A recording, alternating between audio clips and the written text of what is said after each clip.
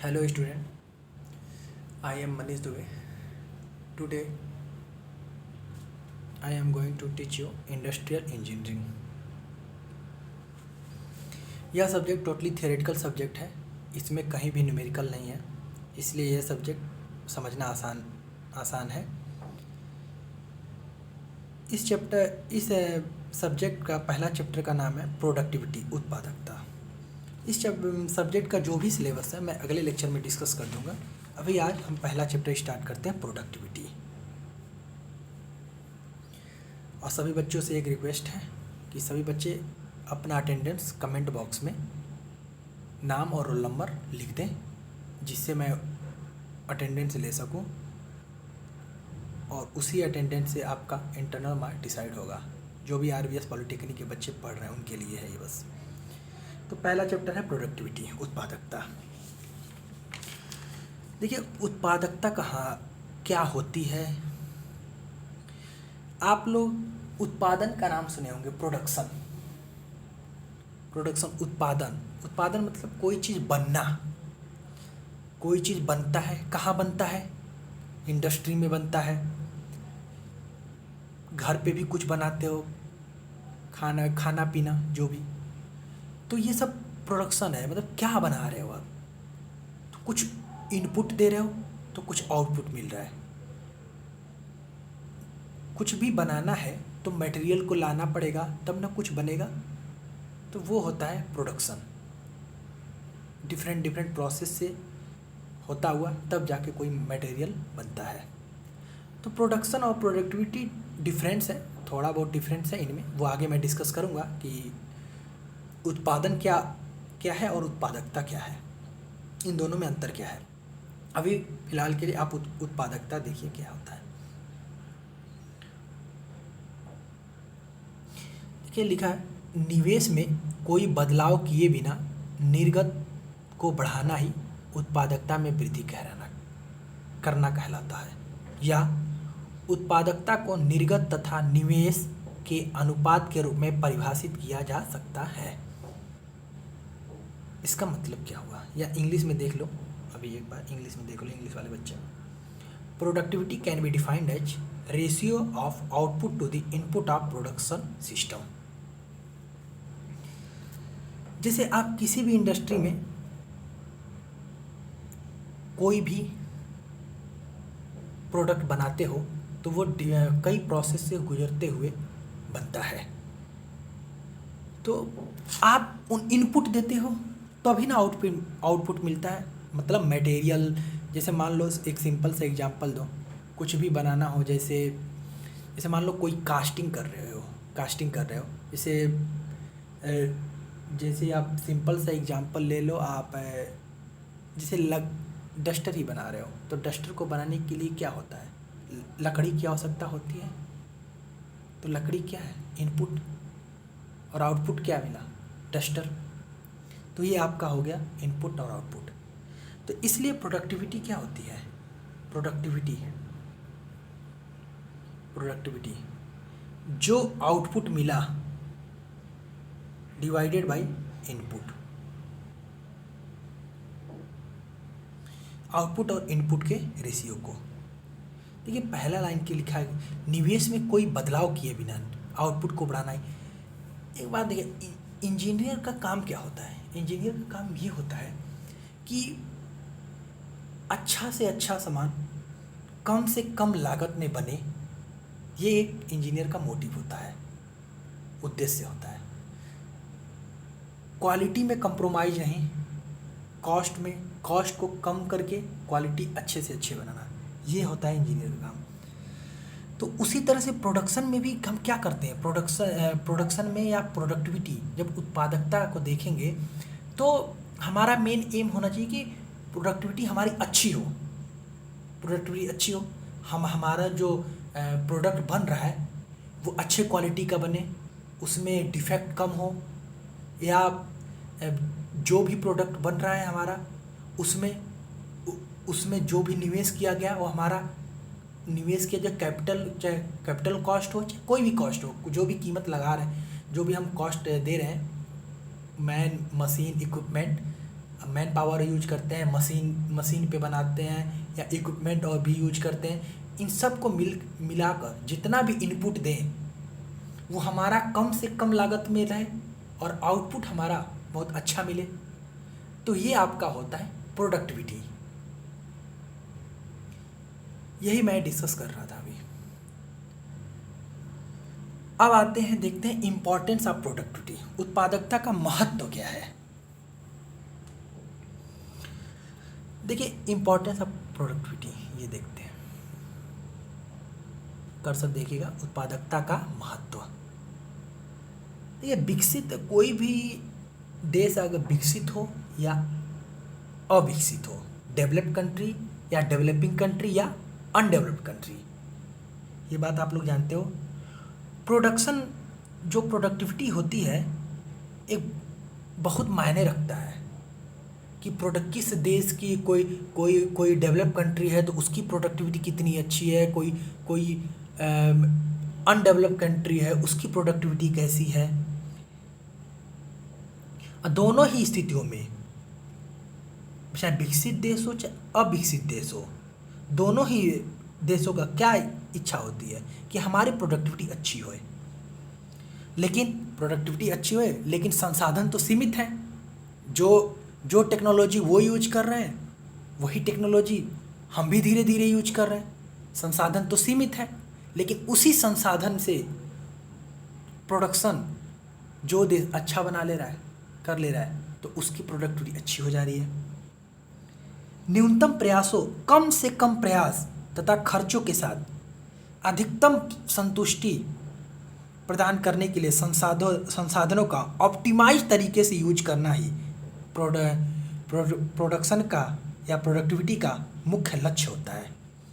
अभी मैं वही डिस्कस कर रहा था कि ये इंजीनियर का क्या काम होता है कि कम से कम प्रयास, एफर्ट हमें कम लगाना पड़े, कम से कम खर्चा, हमारा कॉस्ट भी कम रहे और मैक्सिमम आउटपुट, मैक्सिमम सेटिस्फैक्शन हमें मिले ताकि हमारा प्रोडक्ट अच्छा हो। मैक्सिमम सेटिस्फैक्शन प्राप्त करने के लिए संसाधनों का ऑप्टिमाइज, जो हमारे पास संसाधन है, संसाधन क्या, मैन, मशीन, इक्विपमेंट, जो भी संसाधन है का ऑप्टिमाइज तरीके से यूज करना ही प्रोडक्टिविटी का मेन एम होता है। तो यही कारण है कि प्रोडक्टिविटी इतना इम्पोर्टेंस हो जाता है हमारे इंडस्ट्री के लिए। और प्रोडक्टिविटी समृद्धि की कुंजी है। Productivity is the key of success, profit. राष्ट्रीय नेशनल प्रोडक्टिविटी काउंसिल एक है जिसकी स्थापना का मुख्य कार्य ही उत्पादकता को बढ़ावा देना है, प्रोडक्टिविटी हमारी अधिक से अधिक होए। National productivity council, national productivity council, national productivity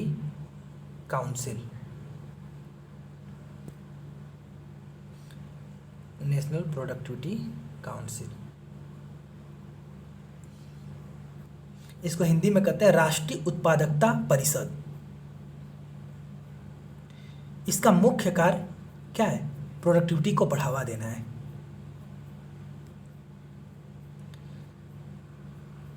ये होता है आपका इंपॉर्टेंस ऑफ प्रोडक्टिविटी।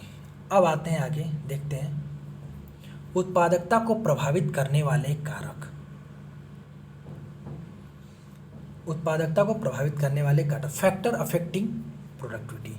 प्रोडक्टिविटी हमारी कैसे कैसे इफेक्ट होती है, कौन कौन से ऐसे फैक्टर हैं जो हमारी प्रोडक्टिविटी को कम करते हैं या प्रोडक्टिविटी को बढ़ा सकते हैं, ये हम देखेंगे।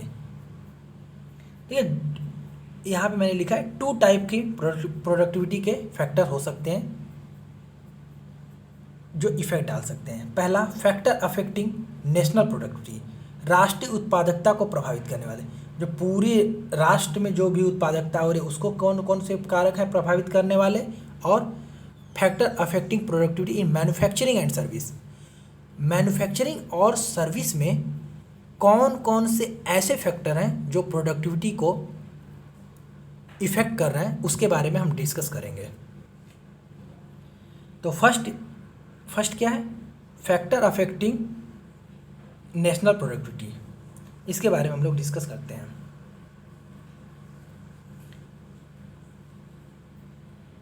देखिए, फैक्टर अफेक्टिंग नेशनल प्रोडक्टिविटी, ये इसमें कौन कौन से आते हैं? इसमें फर्स्ट आते हैं human resource, government regulation, technology and capital investment. मानव संसाधन, सरकारी नियंत्रण, तकनीक एवं पूंजी निवेश। अब ह्यूमन रिसोर्सेस कैसे प्रोडक्टिविटी को इफेक्ट करता है ये हम देखते हैं। देखिए, ह्यूमन रिसोर्स में कौन कौन से चीज़ें आती हैं? जैसे ह्यूमन रिसोर्स में, जैसे आजकल हमारे जो मैन पावर है वो क्या क्या रिसोर्सेस यूज करती है किसी भी प्रोडक्ट को बनाने में।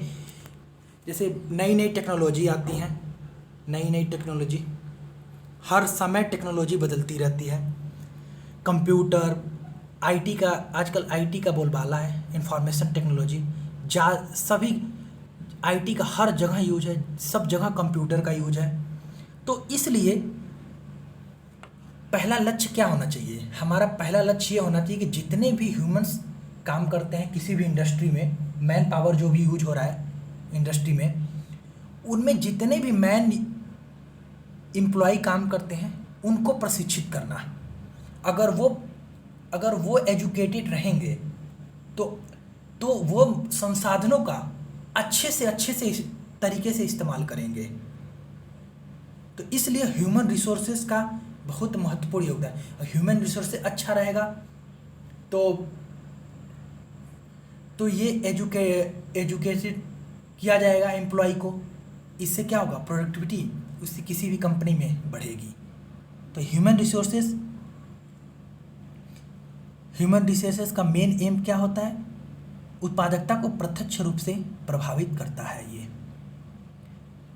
अब आते हैं अगला, गवर्नमेंट रेगुलेशन, सरकारी नियंत्रण। सरकारी नियंत्रण किस तरह से उत्पादकता को प्रभावित करता है ये देखते हैं। देखिए, जरूरत से ज़्यादा सरकारी नियंत्रण भी उत्पादकता को प्रभाव डालता है। गवर्नमेंट को क्या चाहिए? गवर्नमेंट डिफरेंट तरह की पॉलिसी निकालती है, कभी जीएसटी लागू कर देती है, कभी ये, तो जैसे जीएसटी लागू हो गया तो जीएसटी लागू में कभी किसी को फ़ायदा है, किसी को नुकसान है। तो गवर्नमेंट डिफरेंट तरीके से, हम ये नहीं कह सकते कि जीएसटी खराब है ना, मैं ये नहीं कह रहा हूँ, लेकिन मैं पर बिजनेस जो इंडस्ट्री छोटे जो लार्ज स्केल पे है उनको तो अच्छा है, जो मीडियम स्केल है या लो स्केल पर है उनको थोड़ा सा नुकसान है। तो ये भी तो लो स्केल इंडस्ट्री, वो भी तो किसी प्रोडक्ट का प्रोडक्शन कर रही है, तो इसलिए हमें सब चीज़ का, तो इसलिए गवर्नमेंट को चाहिए कोई ऐसा पॉलिसी मत बनाए जिससे किसी भी इंडस्ट्री पे बर्डन होए।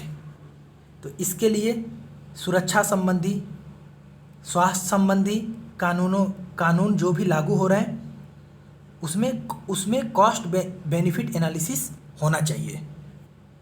कॉस्ट बेनिफिट एनालिसिस मतलब लाभ लागत विश्लेषण, जो भी लाभ हो, हमें उससे लाभ मिल रहा है, जो गवर्नमेंट पॉलिसी निकाली है उससे हमें लाभ मिल रहा है या नहीं मिल रहा है, ये गवर्नमेंट को जरूर देखना चाहिए। तो ये हो गया। तो इससे क्या होगा? अगर उसे लाभ मिल रहा है, उससे वर्कर खुश है, इंडस्ट्री खुश है, तो इससे जो प्रोडक्टिविटी अच्छी होगी किसी भी इंडस्ट्री में। अब आगे देखते हैं तकनीक एवं पूंजी निवेश, टेक्नोलॉजी एंड कैपिटल इन्वेस्टमेंट। ये कैसे इफेक्ट करता है प्रोडक्टिविटी को? प्रोडक्टिविटी में लंबे समय तक सुधार लाने और बेहतर बनाने रखने के लिए टेक्नोलॉजी का बहुत बड़ा योगदान है। दिन प्रतिदिन टेक्नोलॉजी बढ़ती जा रही है, नए टेक्नोलॉजी विकसित होती जा रही है, एवं विकास से ही नई तकनीक का निर्माण होता है। इंडस्ट्री हो या सर्विस हो या नए उपकरण हो या मशीन हो, नई तकनीक हो, ये दिन प्रतिदिन अच्छे होनी चाहिए। इसके लिए सरकार को भी R&D को बढ़ावा देना चाहिए, रिसर्च एंड डेवलपमेंट को बढ़ावा देना चाहिए। रिसर्च अधिक से अधिक हो और डेवलपमेंट भी होगा। जब रिसर्च होगा अच्छे से अच्छे हम देखेंगे कि कहाँ से कहाँ फॉल्ट आ रहा है, कहाँ पे हमारी प्रोडक्टिविटी लॉस हो रही है, यहाँ पे या मशीन जो भी यूज कर रहे हैं वो कितने बेहतर तरीके से हम यूज कर रहे हैं। तो ये टेक्नोलॉजी एवं कैपिटल इन्वेस्ट प्रोडक्टिविटी को इफेक्ट करते हैं। अब आगे आते हैं, factor affecting productivity in manufacturing and services. Manufacturing और सर्विसेज में कैसे इफेक्ट करता है प्रोडक्टिविटी, ये देखते हैं प्रोडक्टिविटी को कैसे इफेक्ट होता है। फर्स्ट इज उत्पाद एवं प्रोडक्ट और सिस्टम डिजाइन।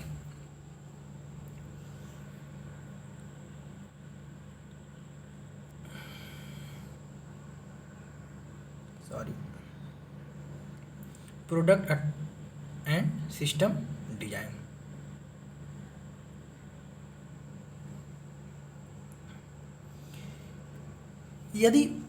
यदि प्रोडक्ट का डिजाइन सही होए तो किसी भी प्रोडक्ट को बनाना आसान होता है। इससे मान लीजिए हम भी कोई कॉम्प्लिकेटेड प्रोडक्ट बनाना हो या कोई भी प्रोडक्ट बनाना हो, जैसे सिंपल सा हम कोई भी प्रोडक्ट, जैसे मान लो ग्लास ही बनाना है, एक सिंपल सा एग्जांपल ले रहे हैं, तो ग्लास की डिजाइन बहुत ज़रूरी है कि ग्लास का डायमीटर कितना होना चाहिए, कितना लेंथ होना चाहिए, तो डिजाइन प्रॉपर तरीके से होए। और उसके बाद से फिर कौन सा स्टील यूज करेंगे, उसको बनाने के लिए स्टेनलेस स्टील यूज करेंगे, मटेरियल की डिज़ाइन भी होनी चाहिए। तो किसी भी प्रोडक्ट को बनाने के लिए बेस्ट से बेस्ट मॉडल बनाने के लिए क्या होना चाहिए आपका, उसकी डिज़ाइन अच्छी होनी चाहिए। और जो भी अनवांटेड पार्ट्स हैं उनको अलग कर देना चाहिए। Labour cost, machine equipment cost आदि में बचत की जा सकती है। जैसे जो भी अनवांटेड पार्ट्स जोड़ दिए जाते हैं किसी भी प्रोडक्ट को बनाने में, उनको रिमूव कर देना चाहिए। इससे क्या होगा, लेबर कास्ट, मशीन कास्ट, ये सब बच जाएगा। तो ये सब, तो इसके लिए डिज़ाइन बहुत महत्वपूर्ण, डिज़ाइन अच्छे से होनी चाहिए। रिसर्च एंड डेवलपमेंट से भी उन्नत उत्पाद डिजाइन प्राप्त किए जा सकते हैं। इसलिए प्रोडक्ट का स्टैंडर्डाइजेशन बहुत ज़रूरी है। इसलिए आपको मेट्रोलॉजी पढ़ाया जा रहा है, अब बाकी सब्जेक्ट पढ़ाया जा रहा है। क्यों? आप लोग इंडस्ट्री में जाके यही करेंगे कि उसकी डिज़ाइन अच्छे से करेंगे, उसको अच्छे से बताएंगे।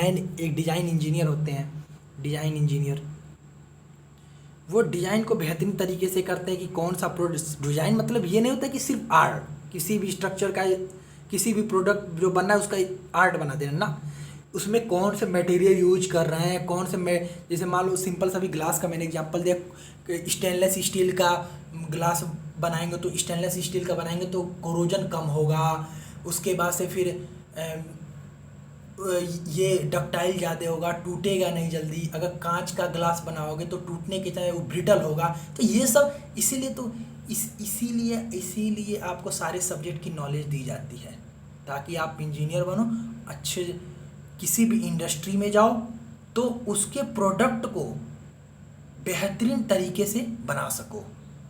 अब अगर आप अनएजुकेटेड रहोगे या अच्छे से पढ़ाई नहीं करोगे, अच्छे इंजीनियर नहीं बनोगे, तो आप जाके किसी भी इंडस्ट्री में कोई भी प्रोडक्ट को अगर मैन्युफैक्चर कर रहे हो तो आप उसे ख़राब कर सकते हो।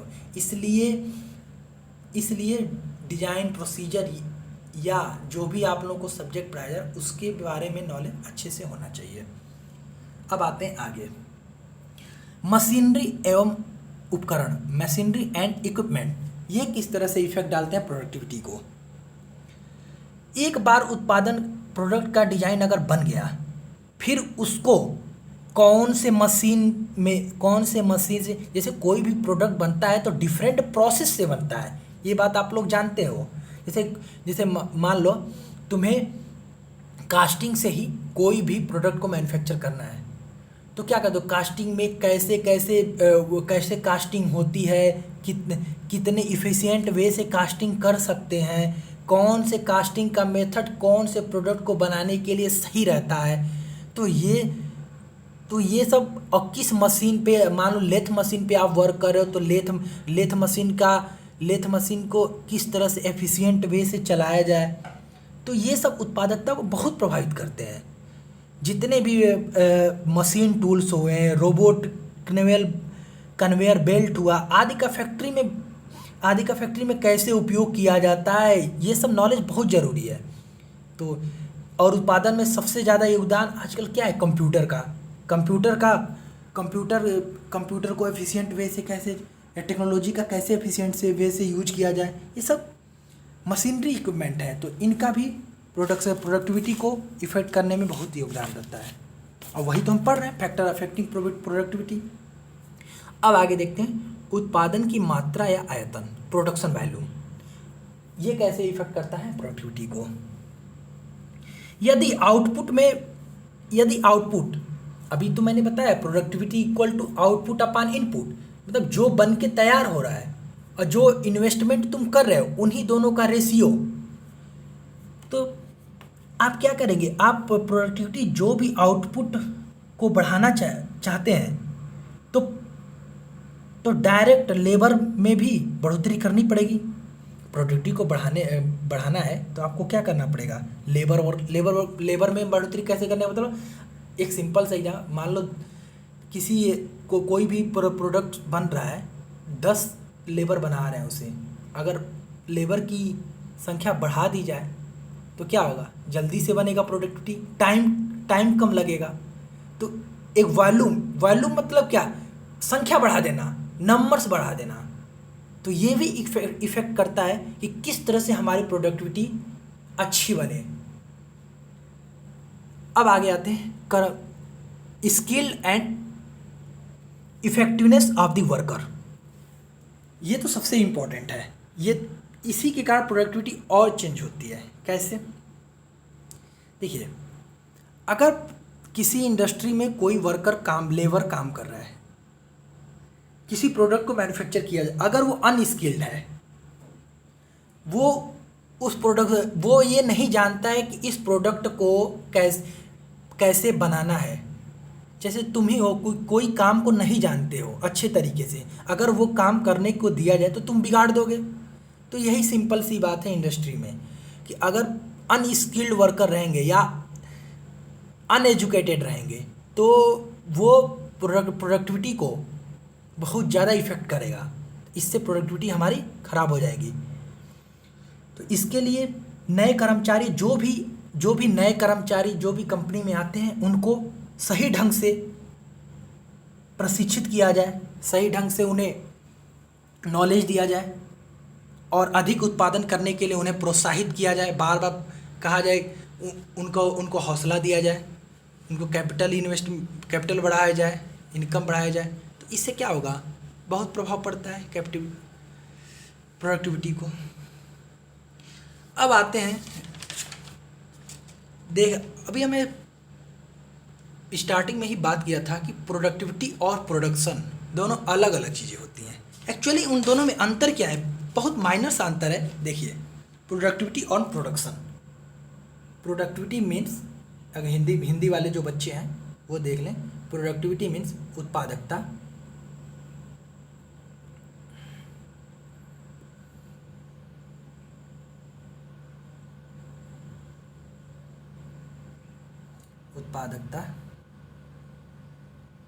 और प्रोडक्शन मीन्स उत्पादन। इन दोनों में डिफरेंस क्या है?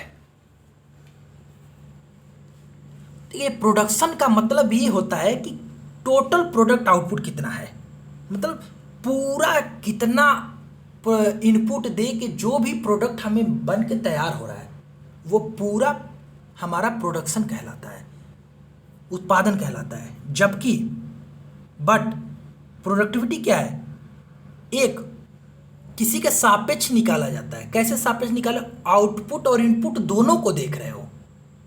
हम प्रोडक्शन में इनपुट को नहीं देखते हैं, उत्पादन में हम प्रोडक्शन को में इनपुट को नहीं देख रहे, सिर्फ क्या देख रहे हैं, आउटपुट हमारा क्या है, हमारा टोटल प्रोडक्ट आउटपुट क्या है, कितना प्रोडक्ट बन के तैयार हो रहा है।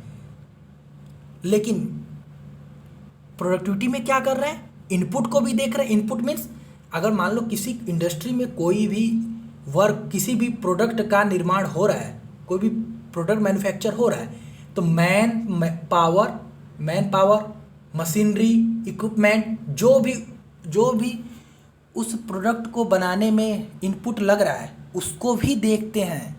अब प्रोडक्शन में ऐसा नहीं होता है। प्रोडक्शन में क्या, अगर हम उत्पादन देखेंगे तो हमें सामान बनने से मतलब होता है, हमें ये नहीं मतलब होता है कि क्या क्या हमने लगाया। इसीलिए प्रोडक्टिविटी क्या होती है, प्रोडक्टिविटी सापेक्ष होती है, आउटपुट अपन इनपुट, इनपुट के सापेक्ष होती है। ये अंतर होता है, एक मेजर डिफरेंस।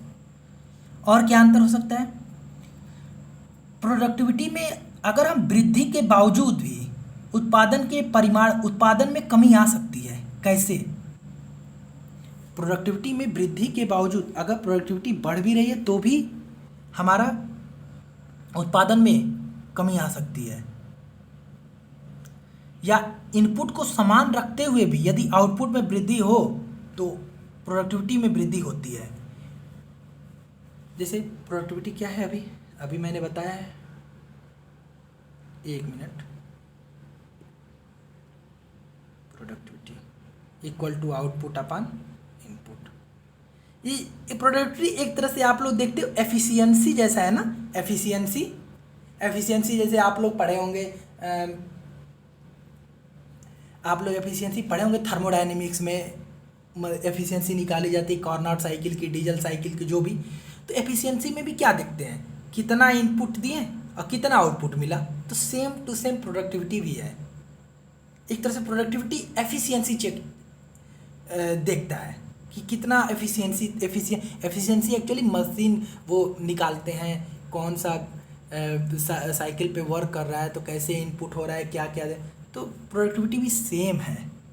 अगर मैं इनपुट को समान रखूं, इनपुट को कांस्टेंट रखूं और आउटपुट को चेंज करूं, आउटपुट मीन्स जो भी हमारा प्रोडक्ट आउटपुट हो रहा है, आउटपुट को अगर बढ़ाऊं तो प्रोडक्टिविटी हमारी क्या बढ़ेगी, बढ़ सकती। क्यों, क्योंकि प्रोडक्टिविटी डायरेक्टली प्रोपोर्शनल है ना आउटपुट के।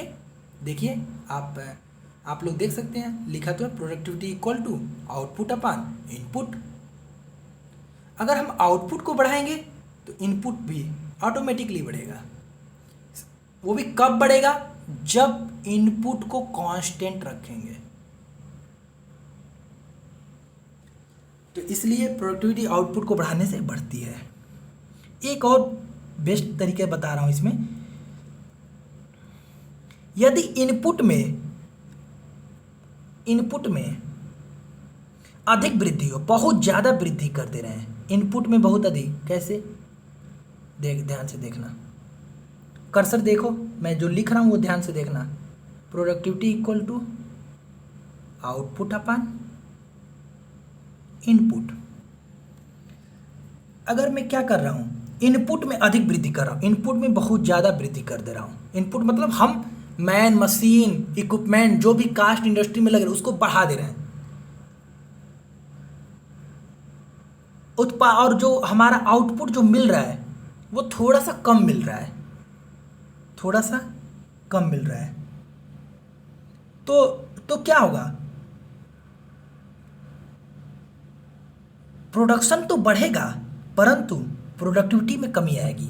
क्यों प्रोडक्टिविटी में कमी आएगी, क्योंकि प्रोडक्टिविटी इनपुट के इन्वर्सली प्रोपोर्शनल है। और ये जो इन्वर्सली प्रोपोर्शनल है, इनपुट बहुत ज़्यादा बढ़ रहा है और आउटपुट बहुत कम है। जब ये चीज़, जब इन्वर्सली प्रोपोर्शनल होता है कोई भी, तो जब एक दूसरे के इन्वर्सली प्रोपोर्शनल होता है तो क्या होता है, एक चीज़ें बढ़ती हैं तो दूसरी चीज़ें घटती हैं। तो ये होता है आपका प्रोडक्टिविटी। चलिए आज के लिए इतना ही, थैंक यू।